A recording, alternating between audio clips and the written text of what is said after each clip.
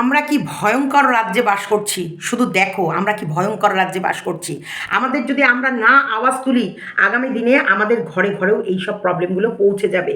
সফিউল, তোমরা সবাই জানো আরামবাগ টিভির চ্যানেলের ওনার সফিউল, তিনার ব্যাংকের অ্যাকাউন্ট সিজ করে নেওয়া হয়েছে। ভাবতে পারছো, প্রতিবাদ করার জন্য তার ব্যাংকের অ্যাকাউন্ট সিজ করে নেওয়া হয়েছে।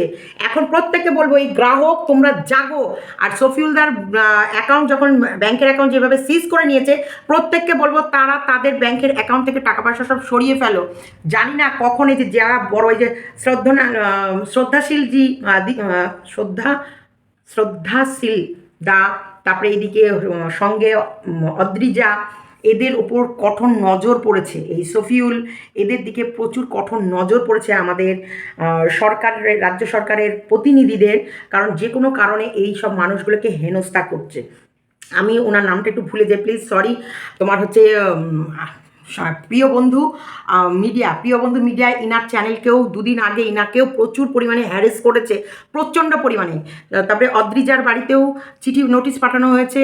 তোমার হচ্ছে ট্যাক্স, মানে ওরা বাড়ির কোনো ট্যাক্স ডিউ রেখেছে সেই রকম, মানে যে কোনো প্রকারে মানুষ তোমাদেরকে হ্যারেস করবে, যে কোনো প্রকারে। এই আরামবাগ টিভিকেও সেইভাবে হ্যারেস করা হয়েছে। ওনার অ্যাকাউন্ট সিজ করে নেওয়া হয়েছে, ওনার অ্যাকাউন্ট থেকে সমস্ত টাকা পয়সা আটকে দেওয়া হয়েছে।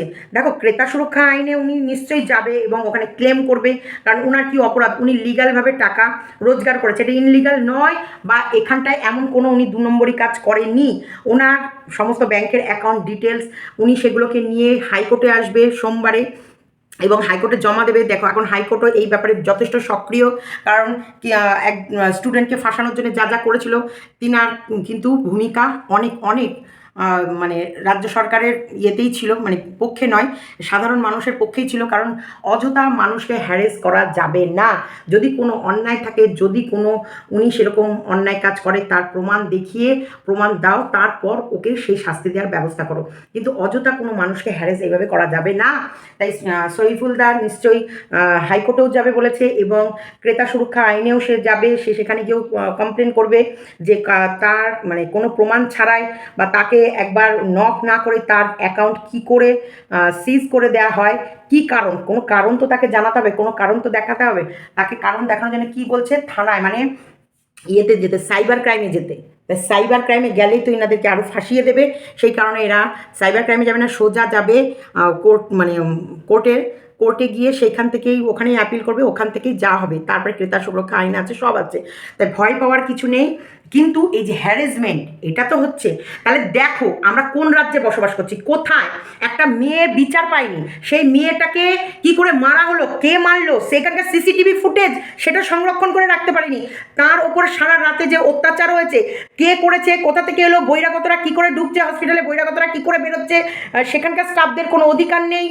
এদিকে তোমার হচ্ছে ইয়ে, তোমার ক্যান্টিন কেলেঙ্কারি, পার্কিং কেলেঙ্কারি, মরদেহ কেলেঙ্কারি, বায়োমেট্রিক কেলেঙ্কারি, তারপরে হচ্ছে অর্থনৈতিক দুর্নীতি কাণ্ডের কেলেঙ্কারি, সেইগুলোর ওনারা বিচার করার বা সেইগুলোর যে প্রমাণ বা এগুলো নিয়ে বিচার করতে হবে, সেইগুলোর ওনাদের ক্ষমতা নেই। ওনাদের ক্ষমতা সাধারণ মানুষের মুখ বন্ধ করে দেয়া, যাতে সাধারণ মানুষ আওয়াজ না তোলে। আর সাধারণ মানুষের আওয়াজ যেন আরও সাধারণ মানুষরা না শোনে। কারণ সইফুলদা ভীষণ সাধারণ, সাদামাটা সুন্দরভাবে ভিডিও করে, যেটা অনেক সাধারণ মানুষের গ্রামে গঞ্জে যে নানান জায়গায় মানুষ আছে তাদের শুনতে বুঝতে সহজ হয়। সেই কারণে এইসব মানুষগুলোর মুখ বন্ধ করে দেওয়া হচ্ছে। সইফুলদা যেটা চালিয়েছে বা সইফুলদা যেটা দেখিয়েছে, যে রেকর্ড দিয়েছে, যে ভিডিও ফুটেজ দিয়েছে, সেগুলো তো আরও বড় বড় চ্যানেলেরাও দিয়েছে। তাদের এগেনস্টে পারছে না কেন?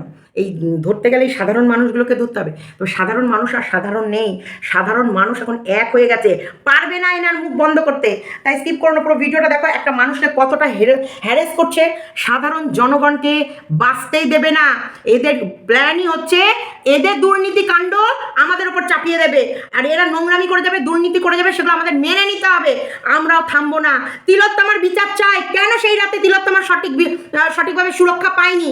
একটা সরকারি হসপিটালে থাকাকালীন, একটা মেয়ে কর্মরত অবস্থায় থাকাকালীন সেই মেয়েটি সুরক্ষা পেল না, আর এখন সাধারণ মানুষকে হ্যারাসমেন্ট মেনে নেব না, মানবো না। তা আওয়াজ আমরা প্রত্যেকেই তুলবো, যে যেমন যেভাবেই পারো, কেউ কমেন্টের মাধ্যমে, কেউ তার চ্যানেলের মাধ্যমে, যে যেরকম পারো আওয়াজ তুলবো। এইভাবে আমরা মেনে নেব না। আমাদের জাস্টিস এবার আমরা ছিনিয়ে নেব, দিতেই হবে আমাদের। সেটাকে ফ্রিজ করে দেওয়া হয়েছে। মানে ওখান থেকে আমি আর টাকা পয়সা তুলতে পারবো না। আমি যখন ব্যালেন্স দেখছি আর কি, ফোনপেতে এখনো দেখা যায়, সেখানে দেখাচ্ছে 0, মানে আমি কাউকে টাকা পাঠাতে পারছি না। তো আমি দেখে তো খানিকটা, এই সময় সামনে পুজো করছিলাম আমার যে ব্রাঞ্চ, তার জন্য সকালে ব্রাঞ্চ থেকে যে খবরটা পেলাম যে আমার অ্যাকাউন্ট ফ্রিজ করে দেওয়া হয়েছে।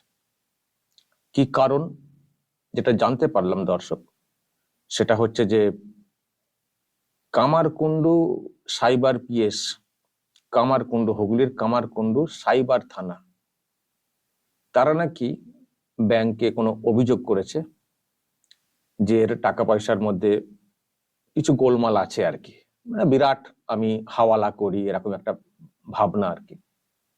সেই জন্য ওর অ্যাকাউন্ট ফ্রিজ করে দেওয়া হোক, যাতে টাকা পয়সা লেনদেন না করতে পারেন। এটা আজকে আমি খবর পেলাম ব্রাঞ্চ থেকে। তো আমি জানলাম যে উপায় কি। ব্যাংক থেকে যেটা বলা হলো, উপায় বলতে আপনাকে তাহলে কামারকুণ্ডু থানাতে মানে কি কামারকুণ্ডু সাইবার পিএসে যেতে হবে, আপনার অ্যাকাউন্টের সব স্টেটমেন্ট নিয়ে যেতে হবে, 1 বছরের স্টেটমেন্ট না কি বলছিলেন, নিয়ে যেতে হবে। মানে দেখাতে হবে আমার অ্যাকাউন্টে কোনো অবৈধ লেনদেন নেই, এটা দেখাতে হবে, ওনারা দেখবেন। ওনারা ওনাদের মতো করেই বললেন দর্শক, কারণ ওনারা জানতে পেরেছেন যে কামারকুণ্ডু সাইবার থানা থেকে এই অবজেকশন দেওয়া হয়েছে টাকা পয়সা লেনদেন করার ব্যাপারে এই অ্যাকাউন্টে।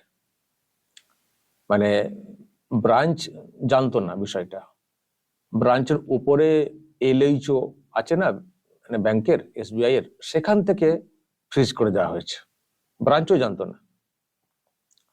ব্রাঞ্চে যখন আজকে বলা হলো, তখন ব্রাঞ্চ খবর নিল, আমার যে লোকাল ব্রাঞ্চ, খবর নিয়ে আমাকে ম্যানেজার যেটা জানালেন যে আমাদের কিছু করার নেই, এটা উপর থেকে বন্ধ করে দেওয়া আছে, যেটা আমি খবর পেলাম, এই হচ্ছে ব্যাপার।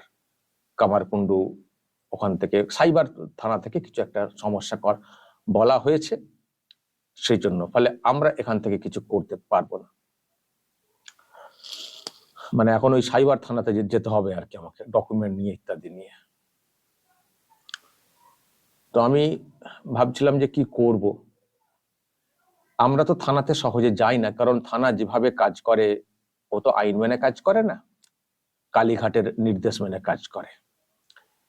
থানা তো নামেই থানা, মেরুদণ্ড বলে কিছু নেই। কিছু মেরুদণ্ডহীন প্রাণী তারা পুলিশকে লিড করেন, নেতৃত্ব দেন, দলদাস বৃত্তি করেন, সেই মতো করে চলে। আইনের, মানে পুলিশের কিছু আইন আছে, সেগুলোকে মিসইউজ করেন। সঠিক নিয়ম মেনে পুলিশ চলে না, সেই জন্য আমরা সহজে থানাতে যাই না। থানা থেকে কোনো নোটিশ এলে আমরা চেষ্টা করি হাইকোর্টের দ্বারস্থ হতে। হাইকোর্ট যদি বলে যে হ্যাঁ এই টাকার মধ্যে সঙ্গতি আছে, ভিত্তি আছে, তবেই আমরা যাই। তো আমি সেই জন্য একটু আলোচনাও করে নিলাম আমার যারা আইনজীবী রয়েছে তাদের সঙ্গে। তারা শুনেই বললেন, ও আপনার সঙ্গেও এরকম হয়ে গেল? এরকম তো আরো অন্যান্য ক্ষেত্রে শুনেছি, এমনকি সন্ময়ী ব্যানার্জি, বাংলার বার্তা, তার ক্ষেত্রেও করা হয়েছিল একটা সময়। বলেন যে ঠিক আছে, পুলিশ কত আটকে রাখতে পারে দেখি, থানাতে যেতে হবে না, স্টেটমেন্ট থানাকে দেখানোর কোনো প্রয়োজন নেই এই মুহূর্তে, আগে আমরা কলকাতা হাইকোর্টের দ্বারস্থ হব। তো সেই রকমই সিদ্ধান্ত হয়ে রয়েছে, আমি দ্রুত কলকাতা হাইকোর্টের দ্বারস্থ হব এটা নিয়ে। আজকে তো শুক্রবার হয়ে গেল, ফলে এই সপ্তাহে তো আর হবে না, সামনের সপ্তাহে আশা করি কলকাতা হাইকোর্টে মুভ করব। দেখা যাক কলকাতা হাইকোর্ট কি বলে, সত্যি কি ফ্রিজ করে রাখতে বলে নাকি কান ধরে খুলতে বলে, সেটা দেখব। Good afternoon friends, thoughts of জসিমাতে সবাইকে স্বাগতম। এই সফিউল, আরামবাগ টিভির ওনার সফিউল, উনার কিন্তু চ্যানেলে প্রথম দিন থেকে এই আরজি কর নিয়ে উনি কিন্তু আওয়াজ তুলেছেন, এবং ওনার বাড়িতে প্রচুরবার থানা থেকে নোটিশ এসেছে, এবং উনি সেই ভয়েস রেকর্ডগুলো, যখন আরজি কর থেকে প্রত্যেকটা ভয়েস বেরোচ্ছিল, এবং যে কোনো মানুষ ওনার তো হোয়াটসঅ্যাপ নাম্বার ওখানটায় দেওয়া থাকে যে হোয়াটসঅ্যাপে যোগাযোগ করতে পারো। আরজি করের ভেতরে অনেক সানসানি কেস এবং অনেক সানসানি যে খবর, বহু মানুষ বহু কিছু দেখেছেন। তা সেই খবরাখবরগুলো সেই আরজি করে যারা উপস্থিত সেই সময় ছিল বা আরজি করে কর্মরত কোনো মানুষ যাদের সাথে আগে অনেক ঘটনা ঘটে গেছে, তারা অনেক ভয়েসের মাধ্যমে, ভিডিও ক্লিপসের মাধ্যমে, অনেক কিছুর মাধ্যমে এই শফিউল এই চ্যানেল আরামবাগ চ্যানেলের মাধ্যমে ইনার কাছে পাঠিয়ে দিতেন আর ইনি ইনার চ্যানেলের মাধ্যমে বিষয়গুলো তুলে ধরতেন।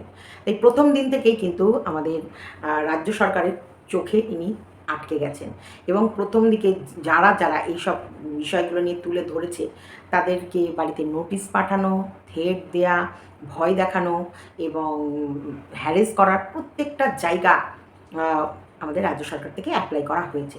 তবুও এইসব বাংলার মুখ এনারা কিন্তু থামেনি। এনারা কিন্তু সেই প্রথম দিন থেকে এনাদের আওয়াজ তুলে গেছে যে একটা হসপিটালের ভেতরে, মানে একটা রাজ্যের মধ্যে একটা সরকারি হসপিটালে, সেই সরকারি হসপিটালের সরকারি ডাক্তার মানে সে হচ্ছে থার্ড ইয়ারের একদম মানে পড়ুয়া ডাক্তার, যে ডাক্তার কর্মরত অবস্থায় তাকে প্রি প্ল্যান করে কিভাবে মেরে ফেলা হয়েছে সেটা কিন্তু তিনি তেনার চ্যানেলের এই আরামবাগ টিভির মাধ্যমে তুলে ধরেছিলেন। প্রত্যেক দিনে প্রত্যেকটা মানুষের মনের কথাগুলো উনি ওনার চ্যানেলের মাধ্যমে তুলে ধরেছে।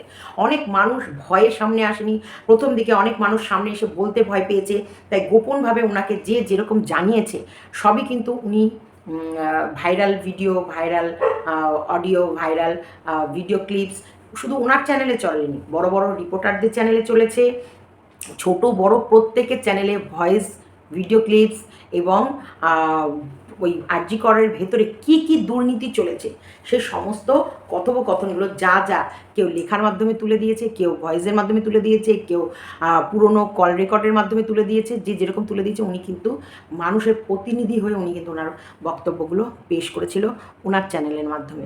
তা আজকে তাকে জব্দ করার জন্য প্রথমত বাড়িতে তো পুলিশ পাঠানো হয়েছে, সেই সব ভিডিওগুলো আমরা সবাই দেখেছি যে প্রথম দিকে তার বাড়িতে প্রচুরবার পুলিশ পাঠানো হয়েছে, তাতেও তাকে দমন করা যায়নি। তিনি কিন্তু টক্কর দিয়ে গেছেন প্রত্যেক দিন, প্রত্যেকটা মুহূর্তের খবর। সেখান থেকে উনি কিন্তু নবান্ন অভিযানেও গিয়েছিলেন। ইনার কথাটা বললাম। তারপরে তোমরা জানো যে সঙ্গে অদ্রিজা, ওর বাড়িতেও ট্যাক্স নিয়েও নোটিশ গেছে।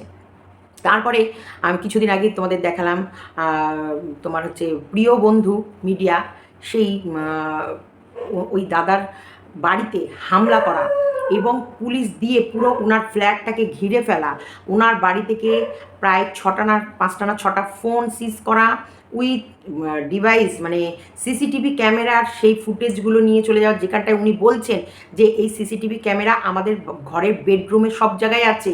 আমার ওয়াইফ যেহেতু ঘরের ভেতরে সিসিটিভি ক্যামেরা, সে জায়গায় অনেক সময় আমার ওয়াইফ স্নান করে বাথরুম থেকে হয়তো মানে পোশাক চেঞ্জ করছে বা এরকম অনেক ফুটেজ আছে, তাই ভেতরে বেডরুমেরটা নিতে হবে না, আপনারা বাইরেরগুলো নেন। কিন্তু সেই কথাও শোনেননি, ভেতরেরগুলোও নিয়েছেন। তোমার হচ্ছে তাহলে এগুলো কি চলছে সেগুলো নিয়েছে এবং ওনার লক কীভাবে ভাঙা হয়েছে আমি সেই ভিডিওটাও আমার চ্যানেলের মাধ্যমে তুলে ধরেছিলাম।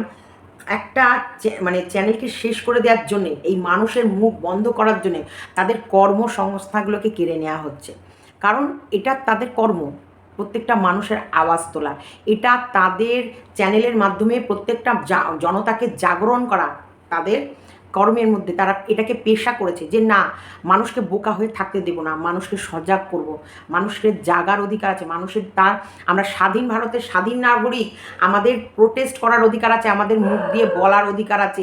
আমরা যদি আমাদের রাজ্যে যা দুর্নীতি চলছে সেগুলো আমরা যদি না বলি, কারা বলবে, কারা প্রোটেস্ট করবে? সেই মানুষগুলোর মুখ বন্ধ করা যায় না। তার মানে এদেরকে বন্ধ করে, এদেরকে ভয় দেখিয়ে, এদেরকে জব্দ করে উনি কি আর সাধারণ মানুষকে ভয় দেখাতে চাইছে? দেখো, এত কষ্ট করে ভিডিও করার পর তার আর্নিং, তার কিন্তু এটাই পেশা।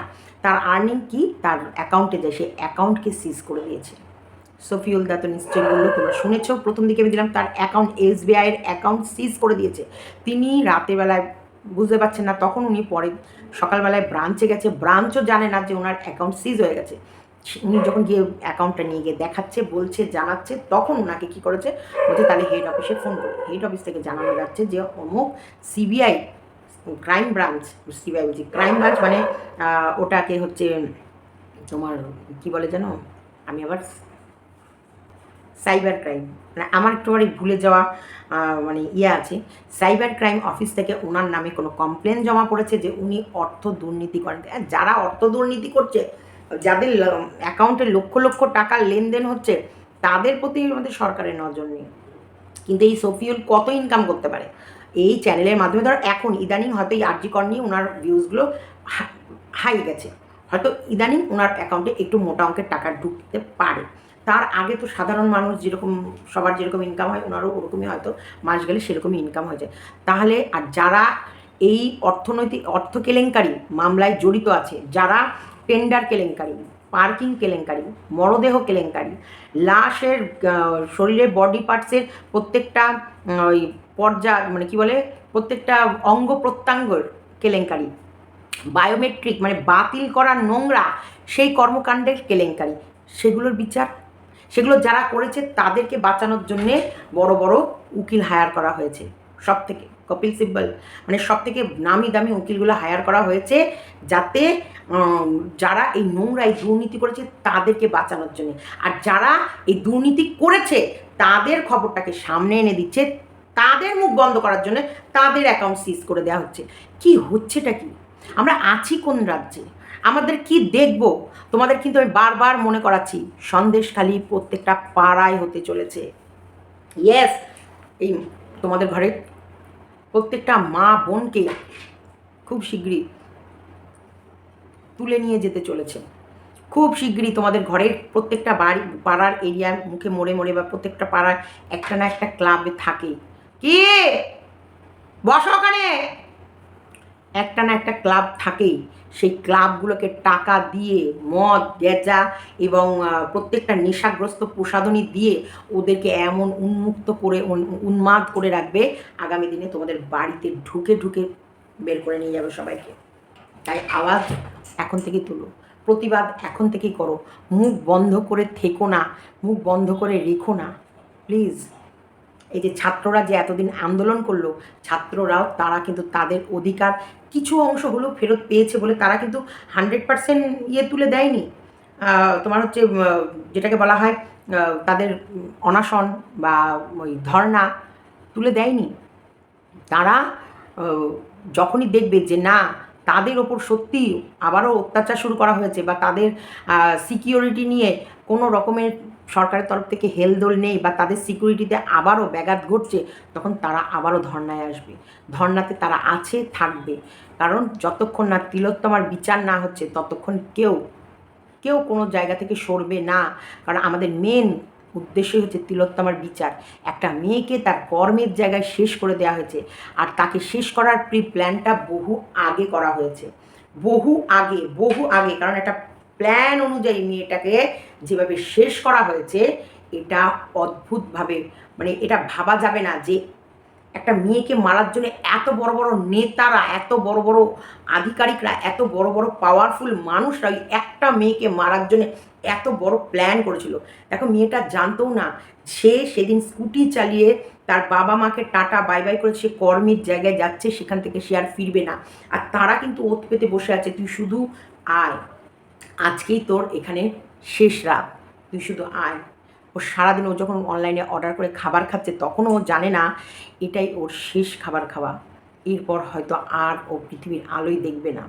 মানে কত বড় প্ল্যান, কত বড় অভিসন্ধি, কী এমন জেনে ফেলেছিল, কি এমন আরও কি এমন ভয়ঙ্কর বিষয় যেটা ও জানে বলে ওকে শেষ করে দেওয়া হচ্ছে। কী লোকানোর জন্য এত এত প্ল্যান, বড় বড় সিপি থেকে শুরু করে, মানে ওপর মহল থেকে একদম নিচ, মানে ওই যে বলে না মানে ওপর থেকে একদম নিচ মহল পর্যন্ত প্রত্যেকটা মানুষকে এই নোংরা কাজে ব্যবহার করা হয়েছে।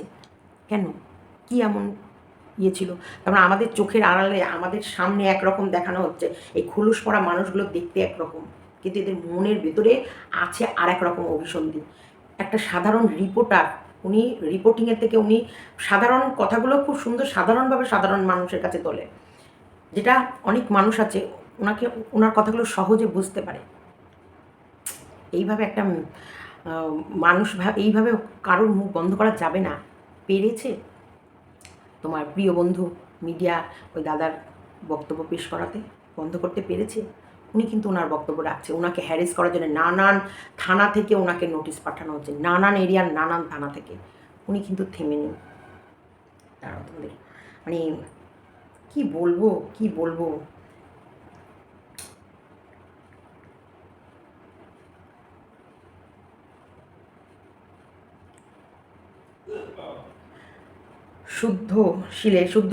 শুদ্ধশীলদার বাড়িতে যেভাবে অ্যাটাক করা হয়েছে, পেরেছে পেরেছে তার মুখ বন্ধ করতে পারবে না। আরামবাগেরও মুখ বন্ধ করতে পারবে না। এগুলো হচ্ছে এখনকার এখনকার জনরোষ উনাদের মুখ দিয়ে বেরোচ্ছে। এগুলো উনাদের আওয়াজ না, এগুলো জনগণের আওয়াজ। এগুলো উনারা প্রতিনিধি হয়ে বলছে। এগুলো প্রত্যেকটা জনগণের মনের কথা ওনারা বলছে। এই প্রত্যেকটা মানুষ কিন্তু ওনাদের সাথে আছে। শফিউল স্যার ভবিষ্যতে উজ্জ্বল বাংলার এক বিশাল বড় অবদান থাকবে আপনার। সত্যি তাই আপনার একটা বিশাল বড় অবদান থাকবে, যে এই রকম দুর্নীতি, এই রকম কর্মকাণ্ড মুখোশ খুলে দিতে আপনার অবদান কোনো অংশে কম নেই। আপনি আপনার লাইফে বাজি রেখেও প্রত্যেকটা মানুষের কাছে প্রত্যেকটা বক্তব্য তুলে দিয়েছেন। আমি আপনাকে মুসলিম মনে করি না। আমার কাছে আপনি একজন রাষ্ট্রবাদী নাগরিক। ধন্যবাদ দাদা। ইয়েস, মানে আমাদের প্রত্যেকটা সাধারণ মানুষের চোখ খুলে দেয়া, বা উনি আমাদের রাজ্যের জন্য, আমাদের দেশের জন্য, আমাদের সাধারণ নাগরিকের জন্য উনি যেটা করেছেন, অনেক অনেক।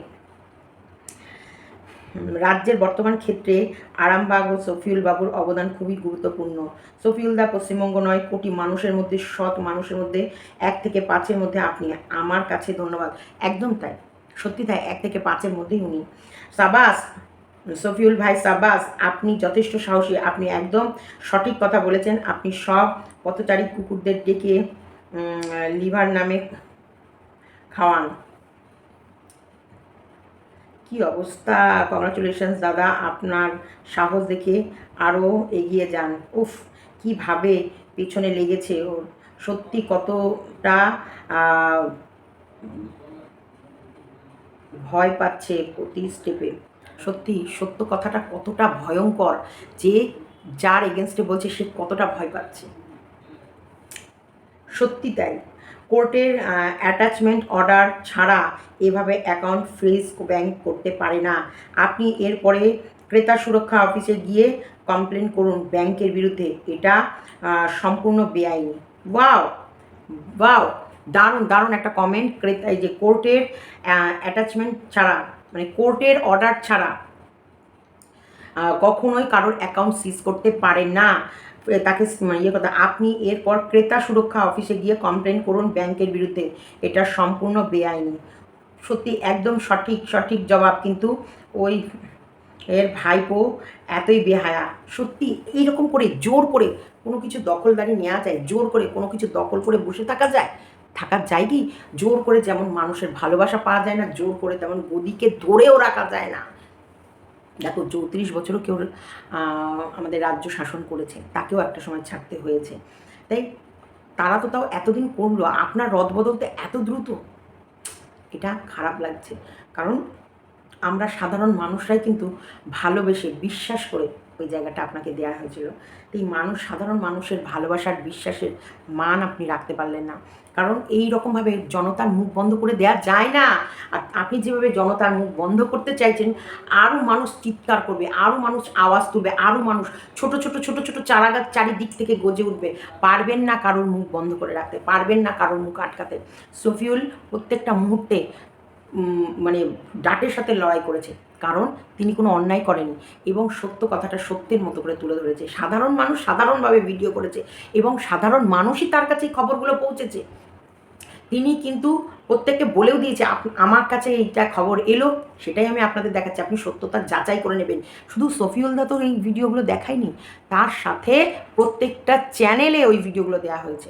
বড় চ্যানেলগুলোতেও, এবিপি আনন্দ, রিপাবলিক বাংলা, 24 ঘন্টা বাংলা, আজতাক বাংলা, তারপরে হচ্ছে আরও অনেক চ্যানেল আছে, NVTV 9। হ্যাঁ, এই লড়াই থামবে না। এই লড়াইয়ের পাশে আমরা আছি, শফিউলদার পাশে আছি। আমরা ছোট্ট মানুষ, ছোট্টর মধ্যে দিয়ে চিৎকার করব, তবু আমরা আমাদের মুখ বন্ধ করব না, বলে যাব। কারণ আমাদের এই যে ছোট ছোট লেবার শ্রেণী, ছোট ছোট স্তরের মানুষগুলো নিয়েই কিন্তু ওই গদিটা দখল হয়। তাই ছোট ছোট মানুষগুলোকে অবহেলা করো না, আর এই ছোট ছোট মানুষগুলোকে বেকার ভেবো না, এদের জন্যই ওইটা। এখন সবার চোখ খুলে গেছে, তাই প্রত্যেককে বলবো জাগো গ্রাহক জাগো, তোমাদের মেয়ে বউদের বাঁচাতে চাইলে জাগো। সন্দেশখালি এখন প্রত্যেকটা পাড়ায় তৈরি হবে। তাই we want justice, we demand justice. আমাদের ডিমান্ড জাস্টিস আমাদের চাই, কারণ আমরা যাকে নির্বাচন করে এনেছি, আমরা যাকে স্বেচ্ছায় এই গদিটা দিয়েছি, সে তার অপব্যবহার করছে। আমাদের অধিকারগুলো তিনি অন্য যাদের আছে, যাদের এই সাধারণ মানুষের অধিকারগুলো উনি বড় বড় মানুষের মধ্যে বিলিয়ে বেড়াচ্ছে, আর যে মুখ খুলছে তার মুখ একবারে কষে ধরে বন্ধ করে দেওয়া হচ্ছে। তাই আমরা আওয়াজ তুলব, আমরা চিৎকার করব, আমরা প্রত্যেকটা মুহূর্তে বলবো we want justice, we demand justice. Justice আমাদের দিতেই হবে।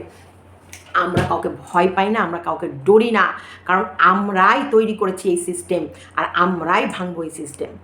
হ্যাঁ, এটা কি, এটা কি ধরনের অরাজকতা চলছে? নিয়ম শৃঙ্খলার বাইরে যে যাবে তাকে কৈফিয়ত দিতেই হবে। তো চলো, আজকে আমাদের অভয়ার প্রাণ এইভাবে যেভাবে নিয়েছে, এর মধ্যে আমাদের ছেলে মেয়েরাও যে পড়বে না তার কিন্তু কোনো গ্যারেন্টি নেই। আজকে অভয়া হয়েছে, কালকে আরেকজন হবে, তার পেছন পেছন কিন্তু আমাদেরও লাইন আসছে, আমাদের ঘরের মা বউদেরকে এইভাবে টেনে নিয়ে যাবে। তাই নিজেদেরকে রক্ষা করতে আমাদেরকে আওয়াজ তুলতে হবে, হাতে ঝাঁটা বারণ জুতো নিয়ে রাস্তায় নামতে হলে নামতে হবে। এতদিন ধরে যে সাধারণ মানুষ যে পথে ঘুরে বেড়াচ্ছে, রাত দখল করে বেড়াচ্ছে, তারা এমনি আড্ডা মারছে না। চলো, ভিডিওটা এতটুকুই রাখলাম। আমাদের তিলোত্তমা, আমাদের অভয়ার বলিদানের দাম দিতে হবে।